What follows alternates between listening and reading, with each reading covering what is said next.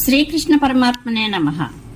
శ్రీశుకుడు చెప్తున్నాడు, పరీక్షన్ మహారాజా, మహాతపస్వి అయిన గర్గ మహర్షి యదువంశజులకు పురోహితుడు. ఆ మహాత్ముడు వసుదేవుని ప్రేరణపై నందుని గోకులమునకు చేరెను. ఆ మహామునిని చూచినంతనే నందుడు పరమ ప్రీతుడై ఎదురేగి ఆయనకు ప్రణమిల్లెను. పిదప అతడు ఆ సత్పురుషుని సాక్షాత్తు భగవత్ స్వరూపిణిగా భావించి భక్తితో ఆరాధించెను. అనంతరము నందగోపుడు ఆ మహర్షికి షడ్రసోపేత భోజన పదార్థములతో ఆతిథ్యమొసగెను.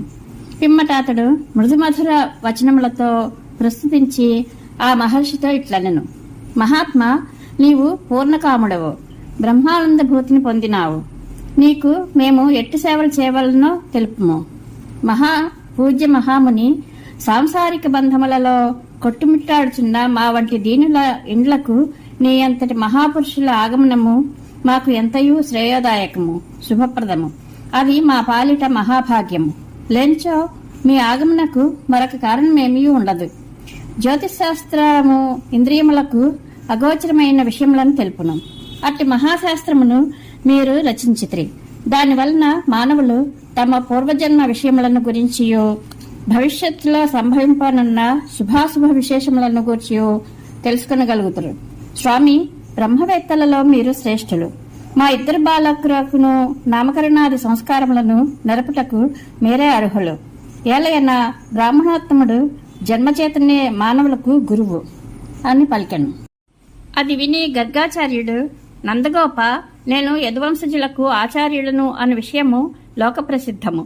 నేను నీ కుమారునకు బహిరంగముగా నామకరణ సంస్కారమును నెరపినచో నీకును వసుదేవునకును గల గాఢమైత్రి కారణముగా ఇతడు వసుదేవుని కుమారుడు అని కంసుడు భావించును. అంతటా ఆ దుష్టాత్ముడు దేవకికి కలుగు 8వ సంతానము స్త్రీ కాదనియు పురుషుడే అనియు యోగమాయ వలన వినిన మాటలను స్మరించుచు ఈ బాలకుడు తనను చంపువాడే అని కంసుడు శంకించును. ఆ కారణముగా అతడు ఈ బాలకునకు హాని తలపెట్టగలడు. ఆ విధముగా మనకు కీడు కలిగవచ్చును అని పలికే. అది విని నందుడు, ఆచార్య, అట్లయినచో మా బంధుమిత్రాదులకు కూడా తెలియకుండా ఈ గోకులమునందు ఈ గోశాలయందు గోప్యముగా ఎట్టి మేళతాళముల ఆర్భాటము లేకుండా స్వస్తివాచన పూర్వకముగా వేదమంత్రములతో మా కుమారులకు ద్విజాత సంస్కారమును నామకరణాదులను నిర్వహింపము అని ప్రార్థించెను. శ్రీశుకుడు చెబుతున్నాడు, నందుడు ఆ విధముగా గర్గమహాముని వలననే తన బాలకులకు నామకరణాది సంస్కారములు జరుగవలైనను తన కోరికను విన్నవించెను. అంతటా ఆ మహర్షి ఎవ్వరికీ తెలియకుండా గోప్యముగా ఆ బాలకులకు నామకరణాది సంస్కారములను నిర్వహించెను. గర్గమహర్షి, నంద, ఇతడు రోహిణీ పుత్రుడగట వలన రోహిణేయుడు అనియో తన సుగుణ సంపదచే బంధుమిత్రులను ఆనందింపచేయవాడు కావున రాముడు అనియు పిలువబడును. ఇతడు అమిత బలశాలి కాగలడు, అందువలన బలుడు అనియు ప్రసిద్ధి వహించును. అంతేగాక మీకును యదువంశులకును ఎట్టి భేదములకు తావు లేకుండా సామరస్యమును కూర్చువాడు కావున సంరక్షణుడు అనియు వ్యవహరింపబడును. శ్రీ మహావిష్ణువు యొక్క ఆజ్ఞ మేరకు యోగమాయ దేవకీదేవి గర్భస్థుడైన 7వ శిశువు రోహిణి కడుపును చేర్చుటచే ఈయనకు సంకర్షణుడు అను పేరు ప్రసిద్ధికెక్కెను. ఈ 2వ బాలుడు ప్రతియుగమునందును శుక్ల రక్త పీతవర్ణములు గల దేహములతో అలరారుచు లోక కళ్యాణార్థము అవతరించుచూ వచ్చెను. ఈ యుగమునందు కృష్ణవర్ణముతో ఒప్పుచున్నందున ఇతడు కృష్ణుడు అని వ్యవహరింపబడును అని పలికెను. పూర్వము ఒకప్పుడు ఈ నీ కుమారుడు వసుదేవుని ఇంట జన్మించెను. అందువలన అభిజ్ఞులు సకల శుభలక్షణ సంపన్నుడైన ఇతనిని వాసుదేవుడు అని పిలిచెదరు. ఈ నీ కుమారునకు పెక్కు రూపములు పలు నామములు గలవు. అవి అతని గుణకర్మలను అనుసరించి ఏర్పడినవి. వాటిని అన్నింటినీ నేను ఎరుగుదును, సామాన్య జనులు ఎరుగరు. నందగోప, ఈ బాలుడు శ్రీకృష్ణుడు మీకు సకల శ్రేయస్సులను ఐహిక ఆముష్మిక సుఖ సంపదలను చేకూర్చగలడు. మీ పాలిట ఇతడు సకల శ్రేయోనిధి. మరియు ఇతడు గోపాలులకును గోవులకును పరమానందదాయకుడు. ఎట్టి ఇక్కట్లు వచ్చిననో ఈయన సహాయమున మీరు అవలీలగా బయటపడగలరు. నందభూపతి, పూర్వయుగమున అరాజక పరిస్థితులు ఏర్పడినప్పుడు తమను రక్షించేవారు లేక సాధు పురుషులు దుర్మార్గుల వలన పెక్కు బాధలకు లోనేరి. అప్పుడు ఈయన సహాయం వలన వారు ఉత్తేజితులై ఆ దుర్జనులపై విజయమును సాధించిరి. విష్ణు రక్షణలోనున్న దేవతలను రాక్షసులు ఏమీ చేయజాలనట్లు భక్తి శ్రద్ధలతో ఈ మహాత్ముని సేవించిన భాగ్యశాలురను కామక్రోధాది అంతఃశత్రువులు గాని, దుష్టులైన కంసుడు మొదలగు బాహ్య శత్రువులు గాని ఏమీయును చేయజాలరు. నందగోప, ఈ నీ కుమారుడు తన కీర్తి ప్రతిష్టల చేతను, సంపదల చేతను, ప్రాభవముల చేతను, తదితరములైన ఉదాత్త గుణముల చేతను శ్రీమన్నారాయణతో సమానుడు కాగలడు.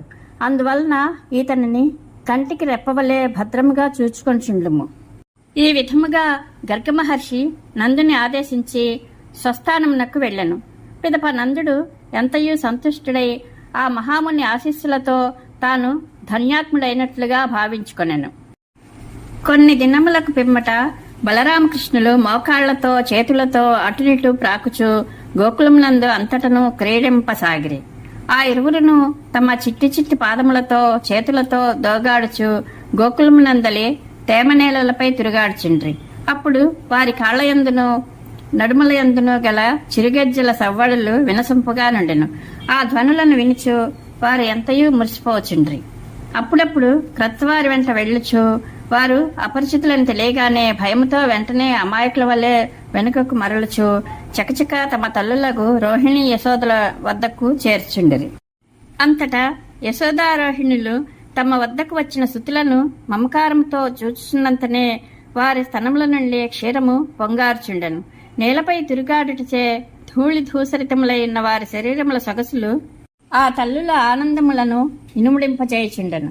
వెంటనే వారు తమ చిన్నారులను ఆత్మీయతతో తమ చేతుల్లోని తీసుకుని అక్కున చేర్చుకొనిచుండ్రి. స్తన్యమును గ్రోల్చున్న ఆ బుడతల ముఖములను చూచుచు వారు మురిసిపోవచుండ్రి. అప్పుడు ఆ శిశువులు అమాయకముగా తల్లుల వైపు చూచుచు నవ్వుచుండగా వచ్చియురాని చిరుదంతములు గల ఆ కన్నయ్యల ముఖములను చూచుచు ఆ రోహిణీ యశోదలు పొందుచుండెడి సంతోషము అపారము. బలరామకృష్ణులు కొద్దిగా పెద్దవారేరి చూడముచ్చట గొలిపెడి ఆ ఇరువురి బాల్యలీలలను గాంచుచు గోకులమునందలి గోపకాంతలు మిగుల ఆనందించుండ్రి. ఆ చిట్టిబాలురు చిలిపితనముతో ఆవులేగల తోకలను గట్టిగా పట్టుకొనిచుండగా ఆ దూడలు భయముతో వారిని కూడా లాక్కొంచు అటునిటు పరిగెత్తసాగిను. ఆ అద్భుత దృశ్యమునకు అబ్బురపడిన గోపవనితలు తమ తమ ఇంటి పనులను కూడా మానుకొని బయటికి వచ్చి వారి అల్లరి చేష్టలను చూచు మిక్కిలి సంతోషపడుచుండ్రి. బలరామకృష్ణులు నిలకడ లేకుండా తమ ఆటలలో భాగముగా చేసడి అల్లరి పనులకు అంతు లేకుండెను. అప్పుడప్పుడు వారు కొమ్ములు గల హరిణములను ఆవులను ఆట పట్టించుండ్రి. నిప్పులతో చెలగాట మాడుచుండి వారు కోరలు గల కుక్క పిల్లలతో వింతగా ఆడుకుంటుండ్రి. మిగుల పదునుగల కత్తులను తీసుకొని మెరుపు వేగంతో త్రిప్పుచుండ్రి. జలములలో నిర్భయంగా ఈదులాడుచుండ్రి. నెమళ్ళు మొదలగు పక్షులతో కూడి గంతులు వేయుచుండ్రి. ముళ్లబాటలలో సైతము పరిగెత్తుచుండ్రి. హానికరములైన ఆ ఆటల నుండి వారిని మరల్పలేక తల్లులు మిగుల భీతిల్లుచు ఆ భయంలో వారు తమ గృహకృత్యములను కూడా చేసుకునలేకుండెరి. అప్పటి ఆ తల్లుల మనస్సులకు ఏమాత్రమును స్వస్థత లేకుండెను. రాజశ్రేష్ఠ స్వల్పకాలంలోనే బలరామకృష్ణులు మోకాళ్లపై దోగాడుట మాని అనాయాసముగా అడుగులు వేయిచు గోకులమునందు అంతటను హాయిగా తిరుగాడుచుండిరి. శ్రీకృష్ణ భగవానుడు క్రమంగా తన ఈడు గోపబాలురతోడను అన్నయ్యకు బలరామునితోడను కూడి కేరింతలతో క్రీడించుచు అచటి గోపాంగనులను ఆనందింపచేయుచుండెను అని శ్రీశకుడు పరీక్షన్ మహారాజుకు చెప్పెను. బలరామకృష్ణుల అద్భుత బాల్య లీలా విలాసములు శ్రీమద్ భాగవత మహాపురాణమునందలి దశమస్కంధంలోని పూర్వార్ధమునందు 8వ అధ్యాయంలోనివి. శ్రీకృష్ణానుగ్రహ ప్రాప్తిరస్తు.